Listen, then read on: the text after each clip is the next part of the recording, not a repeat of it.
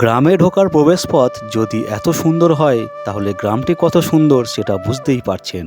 মঙ্গলকোট থানার লাখুরিয়া অঞ্চলের নদীর তীরবর্তী একটি গ্রাম কোগ্রাম, যে গ্রামের মাটিতে মিশে আছে কবিতা আর ভক্তির ইতিহাস। একটা সাধারণ গ্রাম মনে হলেও এই গ্রামের মাটির সঙ্গে জড়িয়ে রয়েছে বাংলা সাহিত্য এবং বৈষ্ণব সংস্কৃতির এক অপূর্ব ইতিহাস। চারপাশে সবুজের সমারোহ, গ্রামের শান্ত পরিবেশ, মাটির গন্ধ আর একের পর এক ঐতিহাসিক স্মৃতি সব মিলিয়ে কোগ্রাম যেন বাংলার গ্রাম জীবনের সঙ্গে ইতিহাসের এক সুন্দর মেলবন্ধন। আর এই গ্রামের নাম শুনলেই যার কথা সর্বপ্রথম মনে আসে তিনি হলেন পল্লী কবি কুমুদরঞ্জন মল্লিক। কবির জন্মভূমি এই কোগ্রামেই। এই গ্রামেই রয়েছে তাঁর স্মৃতি বিজড়িত বাড়ি।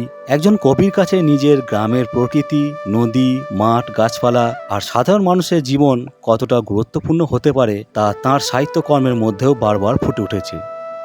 আজ সেই কবির বাড়ির সামনে দাঁড়িয়ে মনে হচ্ছে যে গ্রামের প্রকৃতি একজন কবির ভাবনাকে এতটা সমৃদ্ধ করেছে, সেই গ্রামের পথঘাটে হাঁটলেও হয়তো কবিতার একটা আলাদা অনুভূতি পাওয়া যায়।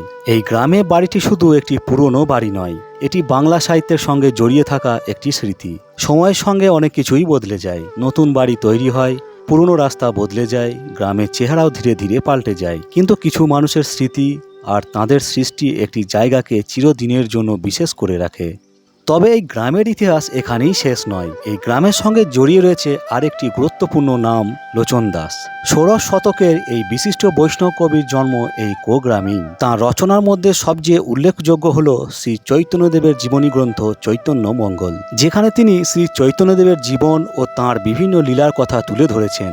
লোচন দাসের বাবা ছিলেন কমলাকর দাস এবং মা সদানন্দী দেবী। তিনি বৈদ্য পরিবারে জন্মগ্রহণ করেছিলেন। ছোটবেলা থেকেই তার মধ্যে ভক্তির প্রবল আকর্ষণ ছিল বলে বৈষ্ণব ঐতিহ্যে উল্লেখ পাওয়া যায়। পরবর্তীকালে তিনি বৈষ্ণব সাধক নরহরি সরকার ঠাকুরের সান্নিধ্য লাভ করেন। আর এই লোচন দাসই শ্রী চৈতন্যদেবকে কেন্দ্র করে রচনা করেন চৈতন্য মঙ্গল, যে গ্রন্থ বাংলা বৈষ্ণব সাহিত্যের ইতিহাসে অত্যন্ত গুরুত্বপূর্ণ একটি রচনা। আজ থেকে প্রায় ৫০০ বছর আগে এই গ্রামেরই মাটিতে জন্মেছিলেন এমন একজন কবি যার লেখায় শ্রী চৈতন্যদেবের জীবন ও বৈষ্ণব ভাবধারা বাংলার মানুষের কাছে আরো পরিচিত হয়ে উঠেছিল।